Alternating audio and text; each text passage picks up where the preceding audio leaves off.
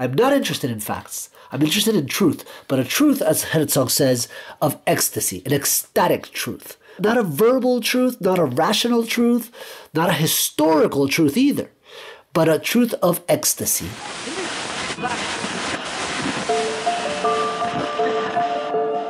Herzlich willkommen zu Hanser Rauschen, dem Literaturpodcast des Hanser Verlages. Mein Name ist Florian Kessler. Hier sprechen alle 2 Wochen Lektorinnen und Lektoren mit Menschen aus der Welt der Bücher, mit Schreibenden und Lesenden, mit Leuten von anderen Verlagen und aus dem Haus. Es geht um alles, was in Bücher passt und außenrum passiert. Und das ist wirklich nicht wenig. Willkommen zur neuen Folge von Hanser Rauschen, bei der wir den Globus so richtig rotieren lassen. Zu Gast haben wir den äußerst ungewöhnlichen, zwischen Guatemala und den USA pendelnden Schriftsteller Eduardo Halfon, der längst in der Flüsterpost in einem Atemzug mit den ganz großen lateinamerikanischen Schriftstellern wie Roberto Bolano genannt wird. Halfons schmale, wie komprimiert wirkende Romane erzählen wie im Spiegelkabinett immer weiter von anderen, vielleicht nur halb fiktiven Eduardo Halfons, leuchten seine Familiengeschichte und die Geschichte des Exils seiner weit verzweigten Familie aus, bleiben dabei bei weitem nicht stehen. Bei Hanser sind bereits 3 letztlich kaum zu trennende Romane von ihm erschienen, zuletzt im vergangenen Herbst Duell, übersetzt jedes Mal von Louis Ruby. Über seine erste deutsche Veröffentlichung, damals übersetzt gemeinsam mit Peter Kulzen, schrieb der Literaturkritiker Andreas Breitenstein 2014 in der Neuen Zürcher Zeitung: Seiner jüdischen Herkunft entlaufen und doch dem Schatten der Geschichte nie entkommen, ist Eduardo Halfon ein Bewohner des Niemandslands zwischen Erfindung und Erinnerung. Sein Roman macht uns wahr, indem er uns frei macht. Man muss nur voll seiner autobiografischen Trickserei vertrauen können. Dieser Trickserei hat sich hier für den Podcast im Gespräch auf Englisch mit Eduardo Halfon dessen Lektor Piero Salabe angenommen. Viel Spaß beim Zuhören.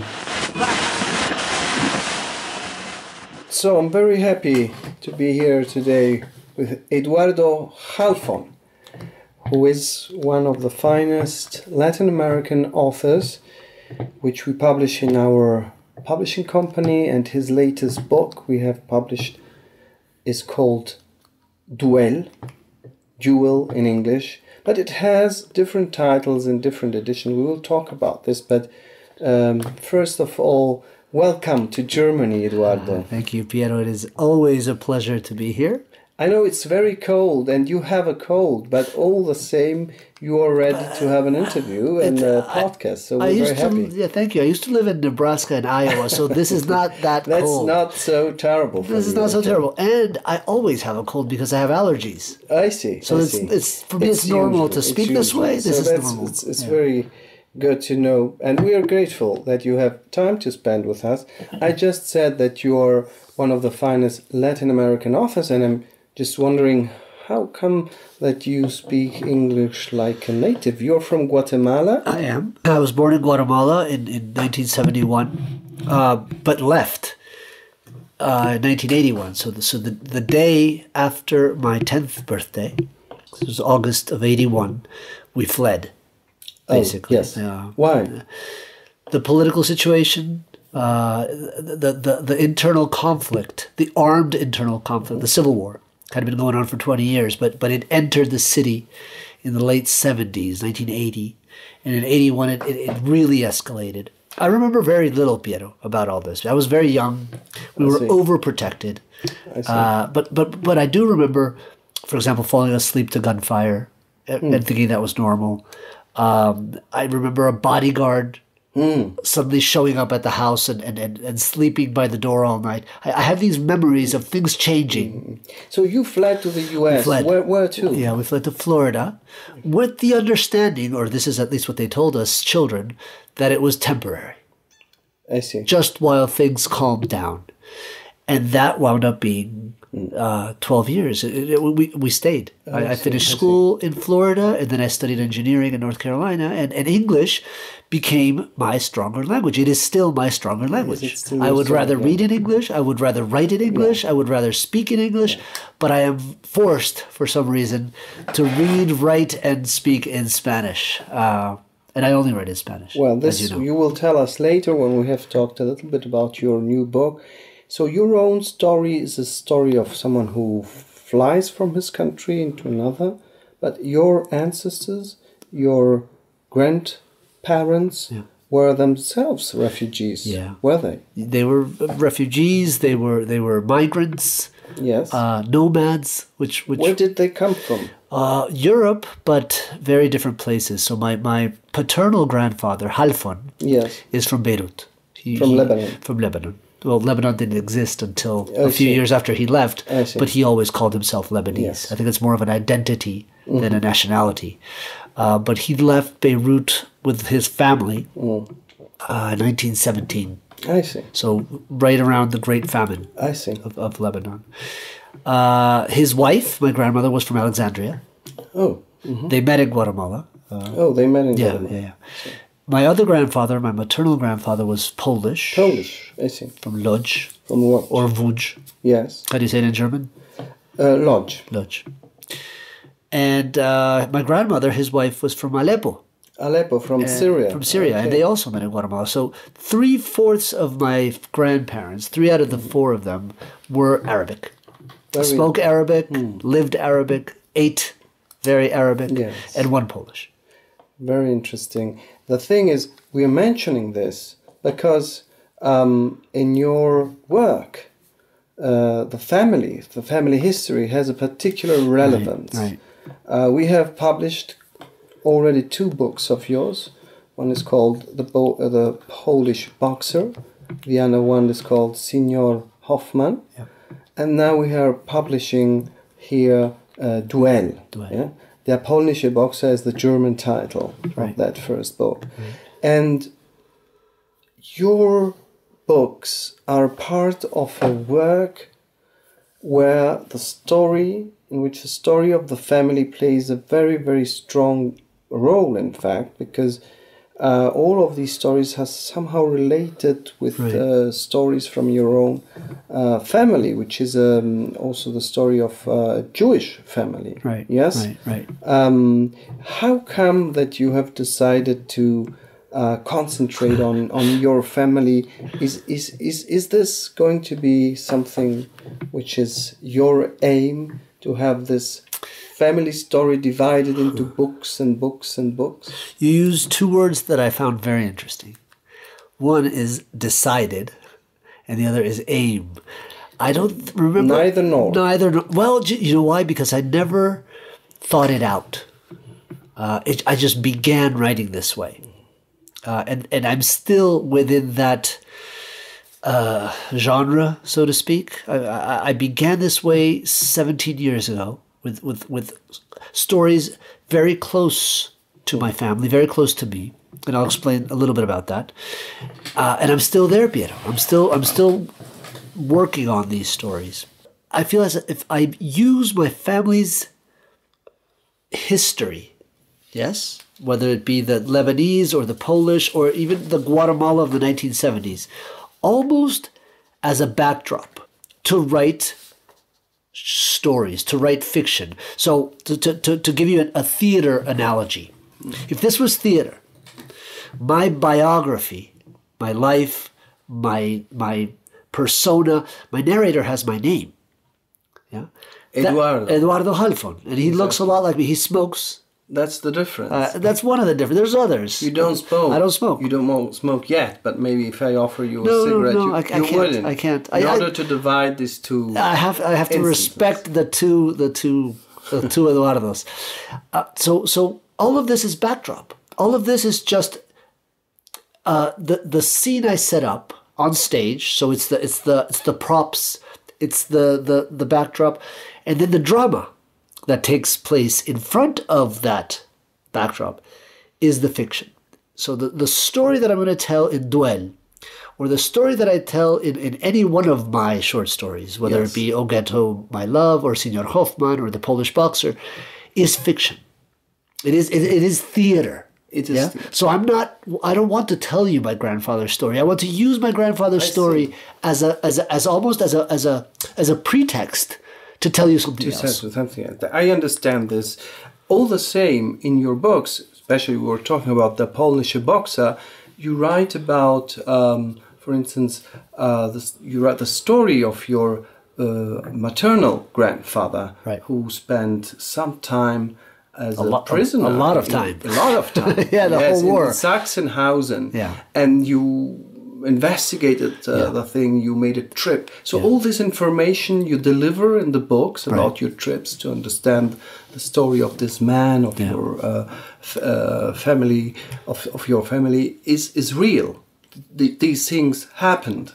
Right. You went to Germany, you went to Sachsenhausen, you went to Łódź Lodge to, understand his own biography, or is that false? Not necessarily. But did it happen or not? That's a tricky question, and I think I'm going to quote Werner Herzog, who's also one of your authors, is he not? He publishes with Hanser. He lived here in Munich. I know. Yes. And let us not confuse what's real with what's true. Yeah. I use certain elements of my life, quote unquote, of this reality that you consider my life, to lull you into thinking that I'm writing autobiography. Yeah. And I believe in that hypnosis, in that state of belief, of absolute belief. There is no disbelief there in my readers. They think that my grandfather was in Auschwitz. They believe it. They believe that my other grandfather left Beirut, etc., etc., etc. So any story that I insert within that belief is much stronger. It's felt much deeper. Yeah. So the emotional response I'm after will be greater. Yeah. Than the real story. What's real, what's not real, what's fiction, what's fact. I'm not interested in facts. I'm interested in truth, but a truth, as Herzog says, of ecstasy, an ecstatic truth.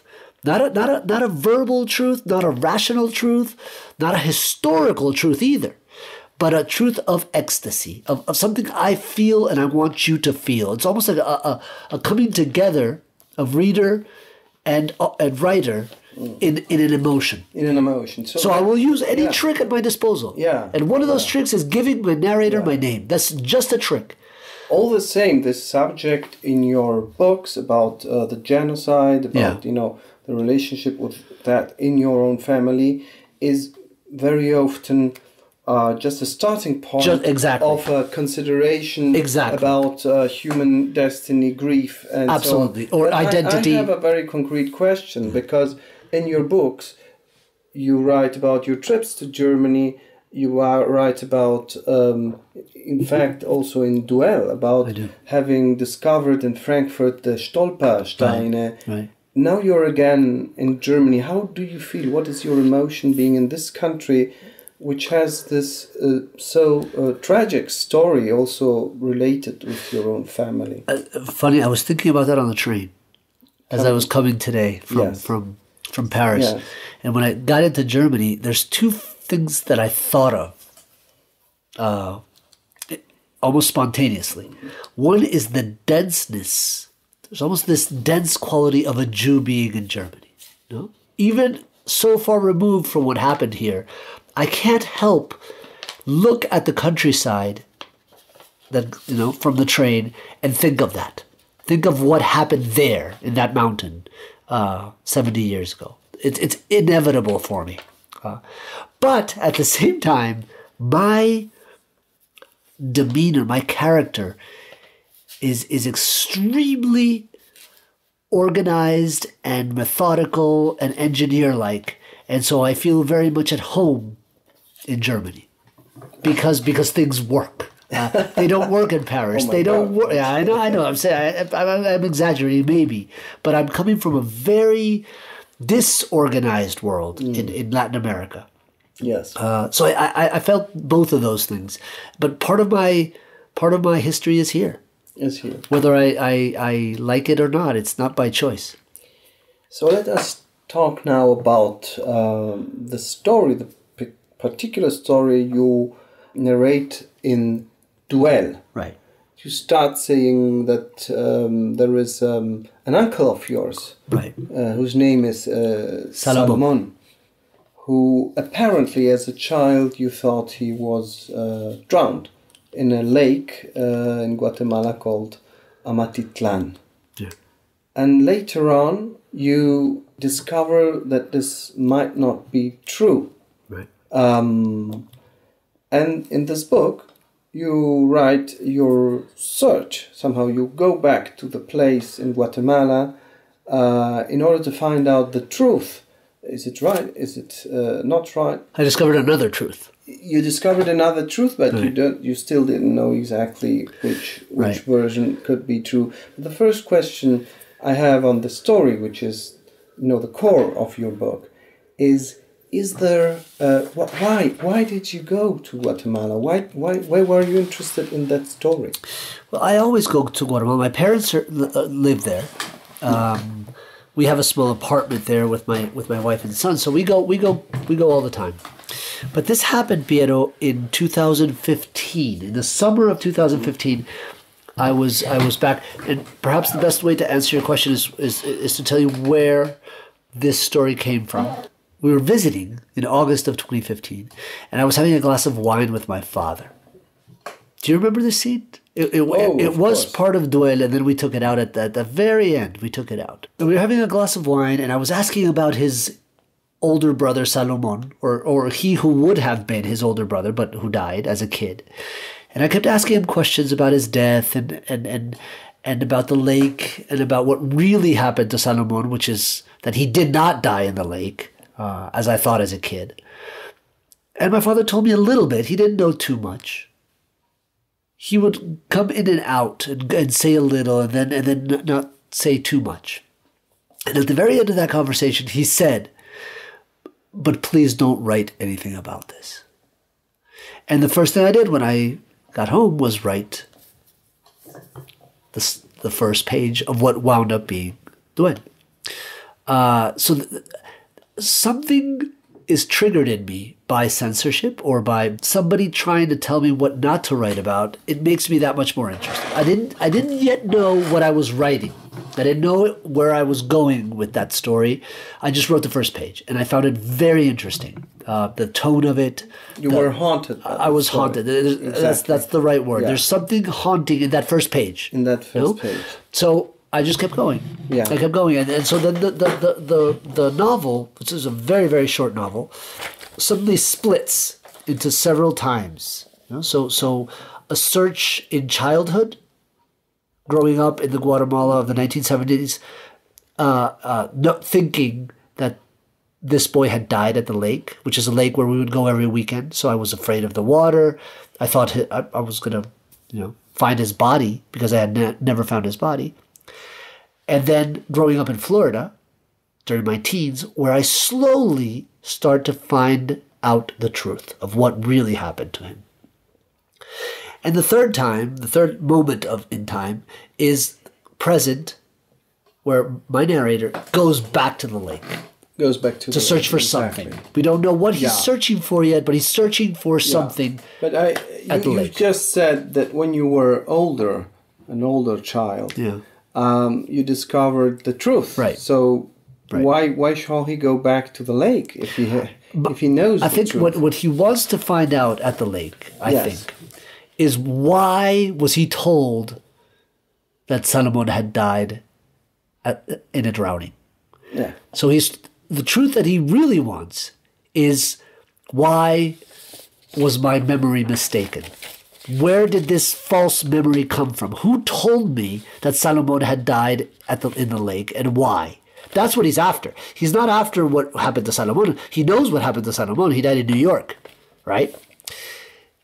And the story of his death, Piero, as you know, is much worse than drowning in a lake. Exactly. It's much worse. And that's why it was a family secret. That's why nobody spoke of him. Nobody uttered his name. To this day, I have young cousins who don't even know he existed, because when he died, his name died.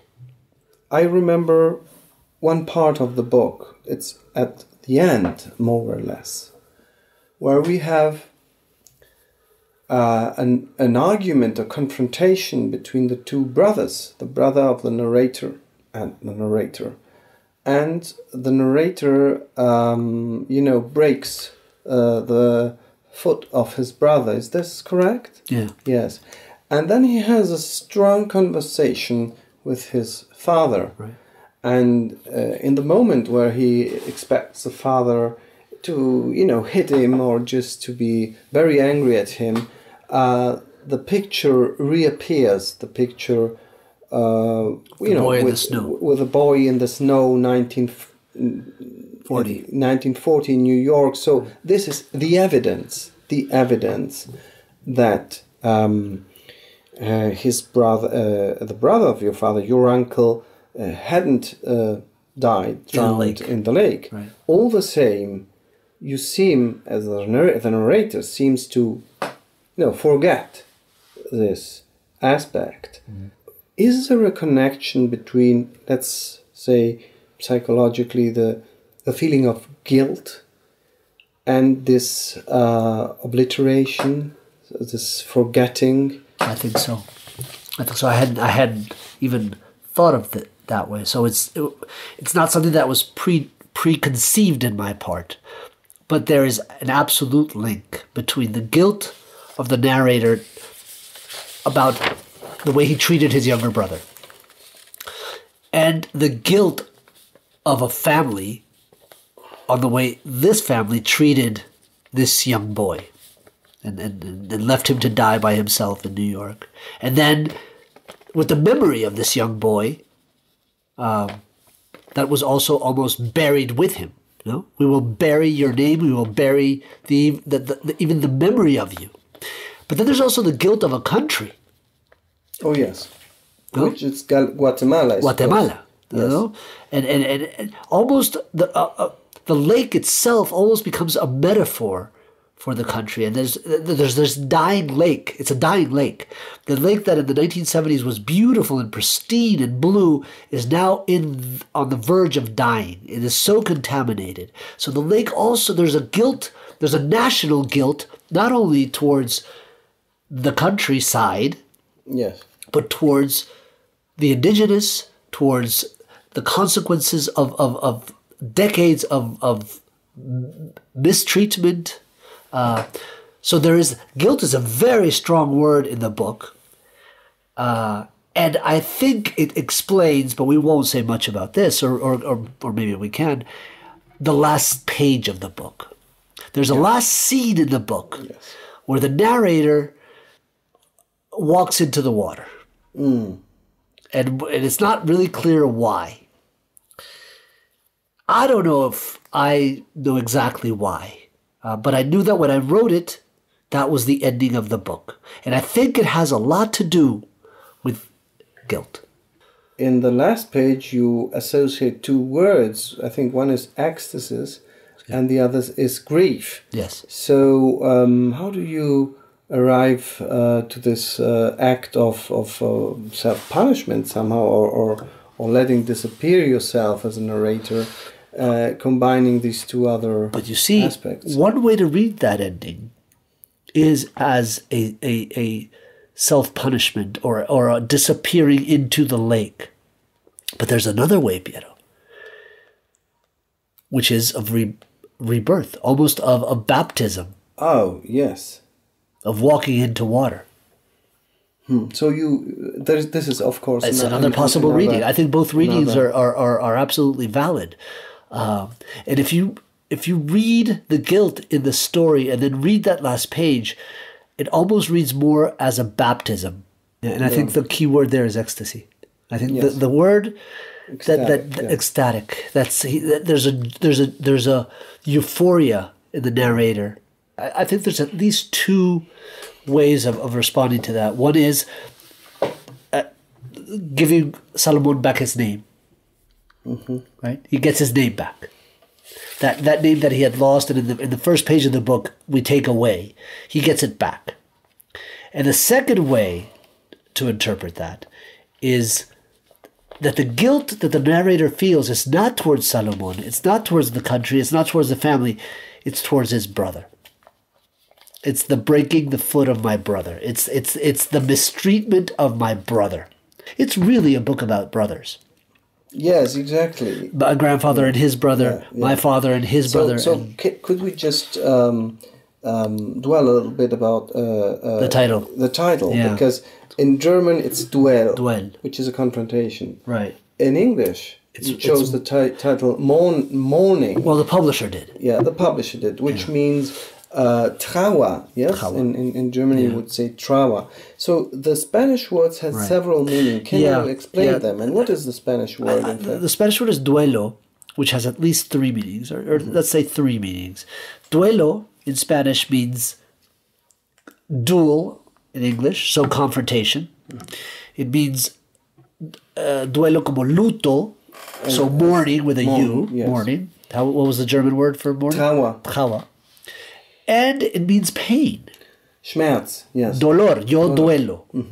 It's an I, it's a personal pain, right? And all three of those words are very present in the book. So the title in Spanish is absolutely perfect because it condenses three main themes of the book into one solitary word. This is very rare. We have not been able to do that in any translation of the book. So the English, the publisher, Erica, chose mourning, and we agreed. But she had to decide. She had to go with either duel, as in combat in English, or mourning. She couldn't do both. The French title, do you remember the French title? Deuil with an S. Yeah. So the plural version of deuil in French. And in German, I remember when we discussed this in Zagreb, we decided on Duell, which I love. We were criticized in the press. We were. I read that. But I don't agree with them because it is one of the... I would even say that it's an even stronger theme in the book, the duel between brothers. Yeah, this is a very Cain and Abel book. It is a book about confrontation between two brothers. Not only the brothers in the generation of the narrator, but also in the generation of the grandfather and of the father. And of the father himself. The relationship of my father with the brother he never knew. So I have now a very concrete, maybe even banal question. The protagonist drinks a potion. Right. In that final scene where he has this ecstatic moment and goes into the lake. Right. What is that potion made of? Oh, I don't know. We would have to go ask Doña Hermelinda. Okay. But this character, this old lady who's able, to tell all the victims of that lake during decades, who are by the end the victims possibly of a terrible, unhuman system, which is, also the country you fled from. The stories she tells about the several boys, how many boys die there? Do you know? Oh, it just happened again a few weeks ago. Really? Okay. It happens all the time, and I'll tell you what's tragic about this. It happens way too often, and it's usually very poor boys from the neighboring villages. I see. So these are people who don't know how to swim. Oh, I see. So you live by a lake, but you don't know how to swim. This would be rather the consequence of maybe ignorance, maybe low education.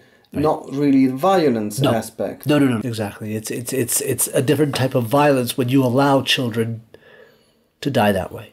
Because this is extreme poverty. So extreme that you live by a lake but never learn how to swim. Nobody ever teaches you how to swim. So it's a country who turns its back on its children. So, which I think that's the haunting part. Yeah, I mean, one of the, I think, very interesting aspects of your book, your novel, is the way you link the personal history with the history of a country. Right. And we are here in Germany, and of course it has been a ritual to understand how much, the German population was responsible for what happened during the Second World War. Family can also have moments of redemption. I think so. A family rather than a country, but also a country. Germany tried. Yes. Germany tried very hard. Yes, I think so.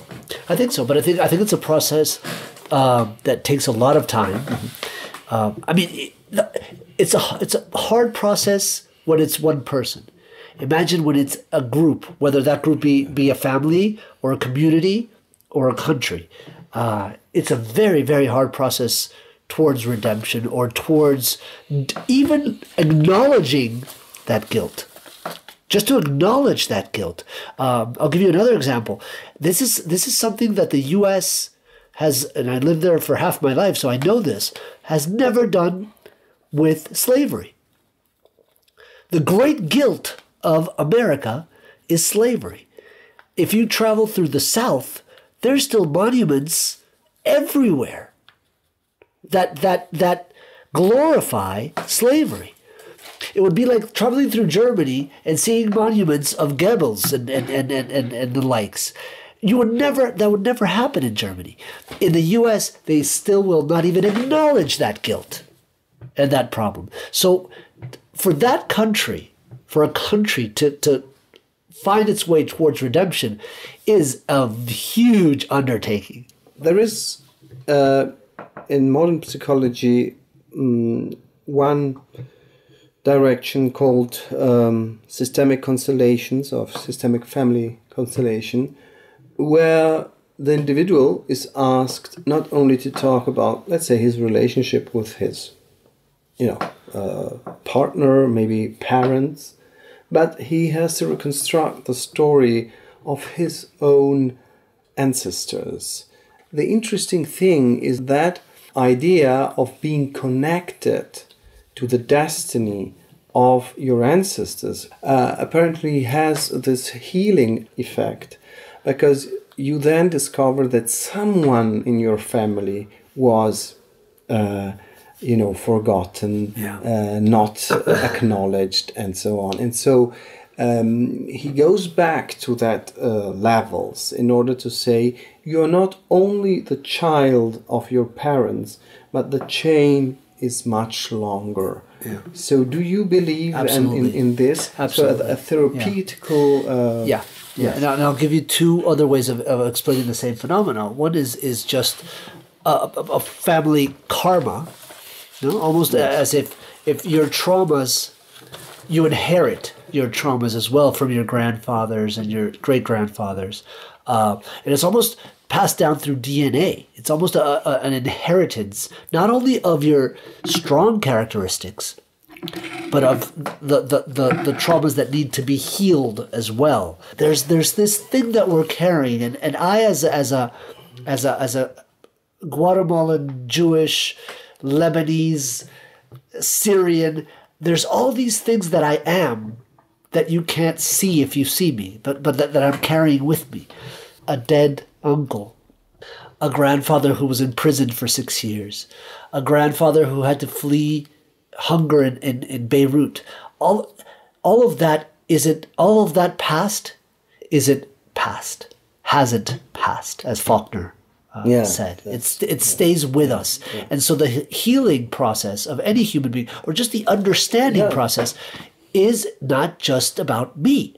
It is about my family and my community. And this can also, can also be said about bigger communities, about whole countries. Absolutely. And that's what Germany tried after the war, to be responsible and remember what happened. Right. But as we see also nowadays, it seems to be very difficult to cope with that grief. So. Yeah. And there is also always the temptation of forgetting, because it's not because it's not permanent. Yeah. There's always the risk of going back to those nefarious times. Let me ask you one last question about the lake Amatitlan. There is a character in the book, and he's, I think, a gardener, Isidoro. And he is asked by the narrator and his brother, the narrator's brother, what the name of the lake means. Right. And he gives several Sibylline answers. Yeah. Which are these answers? Do you remember them? I remember some. I remember his last one especially. Yes, tell me. But he says various, it means the place of the amate tree. which Amatitlan is surrounded or was surrounded. There aren't many more of these trees. They're beautiful, huge. They almost look like baobabs. Yeah, they're called amates. Yeah. So one possible answer is Amatitlan, comes from the tree, but it also means in ancient Maya the place of scribes, where people write down. Interesting. I suppose these are all real explanation, but why did you put that into the book? You wanted the lake to be a place that has somehow many names, not just one name. Right, and the many names of the drowned boys. I think it's leading up to that as well. Yeah. But also, there's theories on the name, so there isn't a truth there. Yeah. Don Isidoro gives several answers for the meaning of the lake. There isn't one answer. There isn't one solution. It's not a mathematical problem. And I think this is a constant in my work, as you've seen. The doubt of the narrator, the doubt of the story itself, and the doubt of memory. Eduardo, thank you so much for this really interesting conversation. We look forward to your next work and wish you all the best. Thank you, Piero. Likewise. Das war es für heute mit dem Podcast Hanser Rauschen. Das waren viele Worte für viele interessante Dinge. Bis zur nächsten Folge und danke fürs Zuhören.